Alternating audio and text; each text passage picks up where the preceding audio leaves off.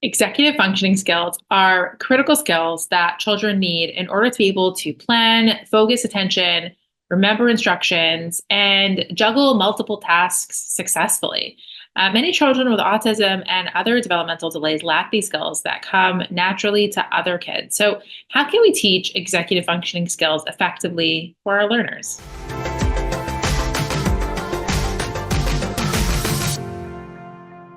Hi, I'm Shira. And I'm Shayna. We're behavior analysts that create weekly content about how to teach children with autism so that they make real progress. And we create shareable resources to make your job just a little easier. Today's topic is all about executive functioning skills. And if you want more videos like this, make sure to subscribe and hit the notification bell to stay updated on new video releases. So one of my kids struggles a little bit more than the others with some executive functioning skills. And I remember when he was just learning how to cook, one of the first things that he wanted to do was learn how to boil an egg. So he asked what he should do. And I said something like, put the egg in the water and boil it, or boil the egg in the water. And I gave kind of like vague instructions, thinking that it was kind of obvious what you needed to do to boil an egg. And before we knew it, he had like cracked the egg in the pot and was like boiling water in a kettle to pour on top of the eggs. And it was a disaster. And he didn't have the skills to like plan and organize and make that whole big picture happen seamlessly. And it's similar for a lot of our learners. We assume that all of those skills that may come naturally to us in knowing how to remember, plan, organize, and do all of these things that so many of us do on a regular basis, if you don't have those skills, then a lot of everyday things become a lot harder. So, executive functioning is something that has been near and dear to my heart for probably about 6 months now. I'm doing this project with Dr. Alan Schnee, and it's all about executive functioning. And we're going to be doing a series of CEUs on it. And I'm super excited. But I started delving more into executive functioning and, not only what it is, but how can we teach it? So, lots of information is out there about executive functioning and how it's a set of cognitive skills that helps individuals manage their daily activities, how students in schools who lack executive functioning skills need accommodations made. And it got me thinking about how can we teach this from a younger age. So instead of saying, okay, well, your kid's 10 and lacking these executive functioning skills, what kinds of lists and other accommodations can we do to help them along? We need to start earlier. So let's break down executive functioning into smaller components, because this is what we do as behavior analysts. And let's look at those components. So, what is executive functioning? It's really the ability to plan, to organize, to remember details, to manage your time. If you think about a task as simple as going to the grocery store, you have to plan a time that you're going to go. You have to get organized. You have to make your list. You have to take inventory of what you have in your house, what you need, what you're missing. Then you have to like hold all that information in your head, write it down, whatever you're going to do, be able to follow through on that. So get in the car and get to the grocery store, do all the tasks involved.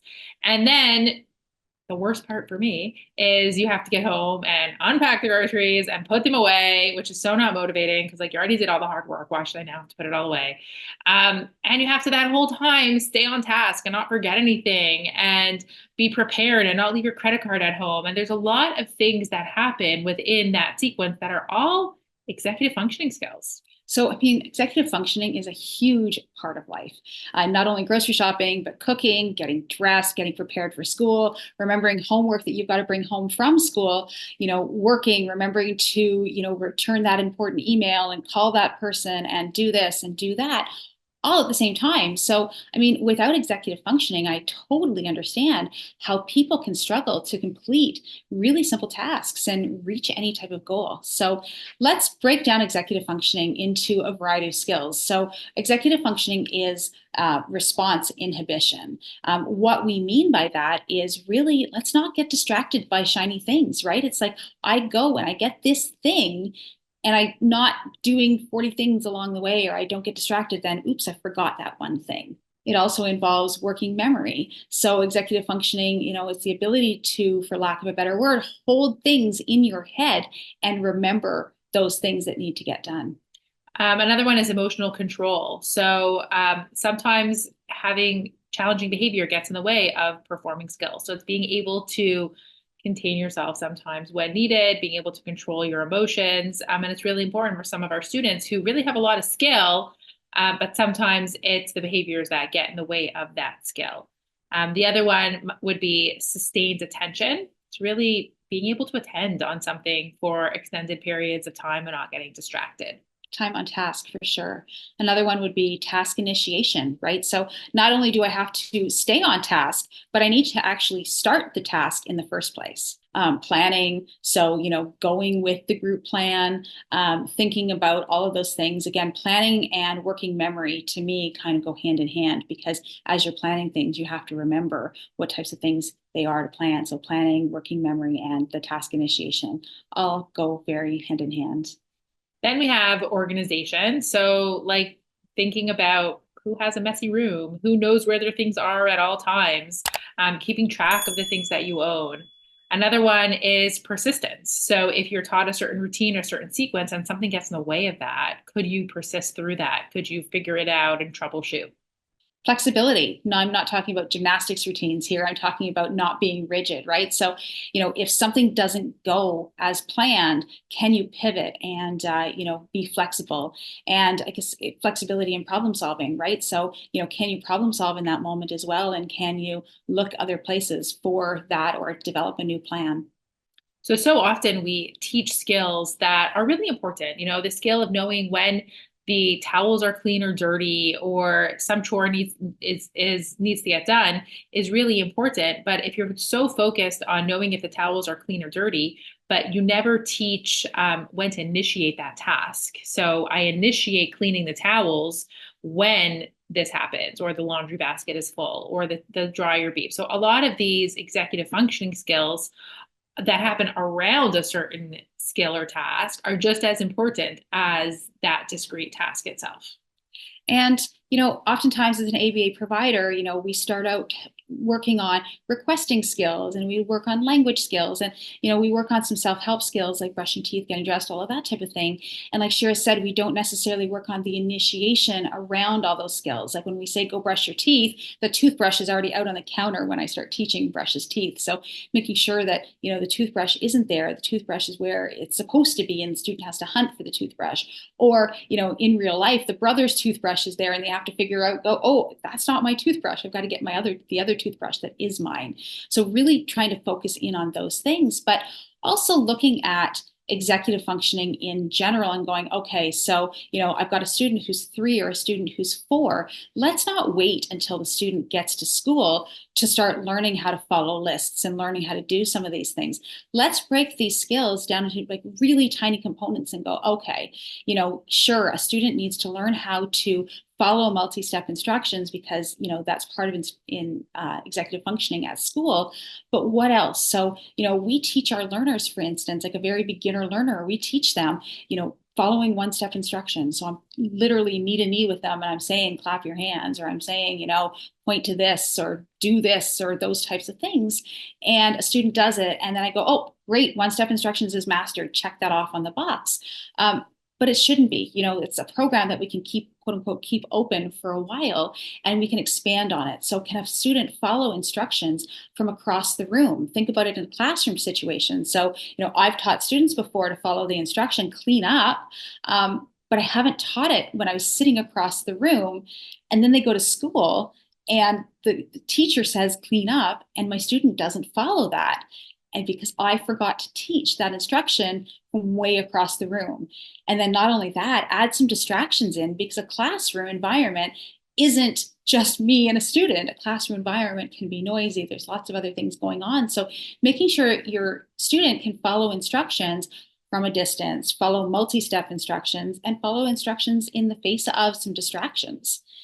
So when we're teaching executive functioning skills, breaking those down into, Dr. Schnee and I talk about 2 different things, talking about visual memory and auditory memory.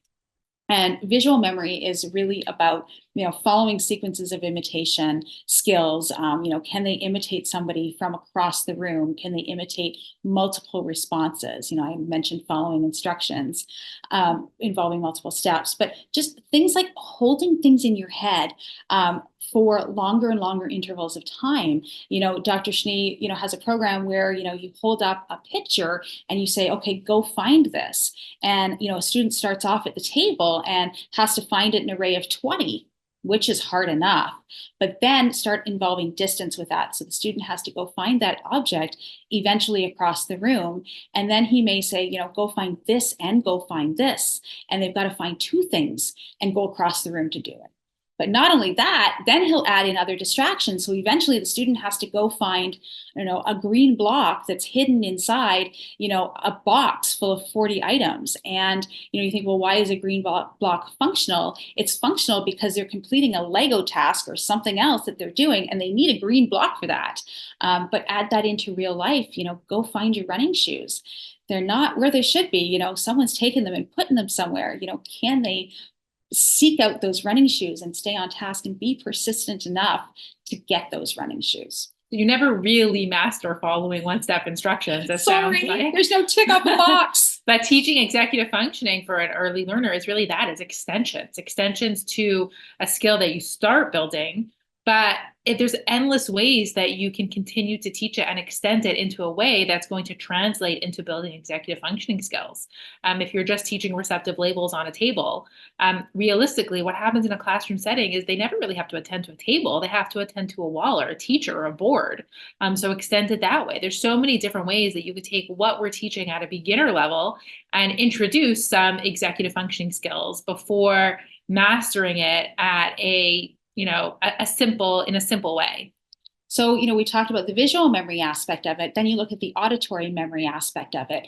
And the auditory memory aspect of it is really understanding the language of following those longer and longer sequences of events. So, for instance, my daughter needed pants for school today that were hanging up on the drying rack, and they weren't dry yet. But I said, go to the laundry room and get your pants. I added in, throw in the dryer and come on back upstairs and wait for them. But, if you just say, go to the laundry room, get your pants, they're hanging on the drying rack.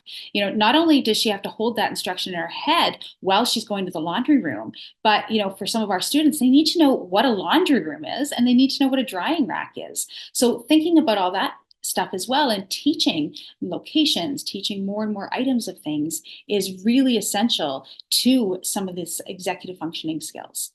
So setting up situations where instead of mastering, find the pants in a picture, you are teaching everything around it, which, like Shana was saying, is everything about holding information in your head, expanding on that, searching for items, and just introducing more and more concepts before, ticking off that this topic is mastered. So things that kids need to learn would be things like searching for things, delivering things, putting things away, making things, building things, and solving problems. So in order to be able to do all these things, kids need to remember what they are to do, and they also need to be able to curb their impulses, right? That's that response inhibition, and sustain their attention throughout the task. So you're really including everything into this one activity. We'll often include this in some sort of like IES activity where you can keep it really basic and just go through some sort of binder or a picture sequence of independent activities. Or you can start to introduce things like organization, putting things away, and traveling, and problem solving, and extending the amount of time they have to do it, which is sustained attention. So all of these things can be incorporated into so many different types of activities at an age appropriate level. A lot of teachers, parents, behavioral professionals, they don't even know where to start when teaching these critical skills. And that's why Dr. Alan Schnee and I joined forces and created a very brand new course all about teaching early executive functioning. This course includes what skills to teach early on and what order to go in, how to do it, why they're important, and other things that you might have to take into consideration when teaching early executive functioning. So you might think your client is too young to work on executive functioning skills, but this is exactly the time to start. Teaching young kids these pivotal skills now will change their trajectory of learning and prevent a lot of problem behavior in the future. Because when our kids are taught young to sustain attention, to hold relevant information in their head, they're just better equipped for classroom learning and for all other areas of their life. So click the link in and around this video to be a part of this new early executive functioning course.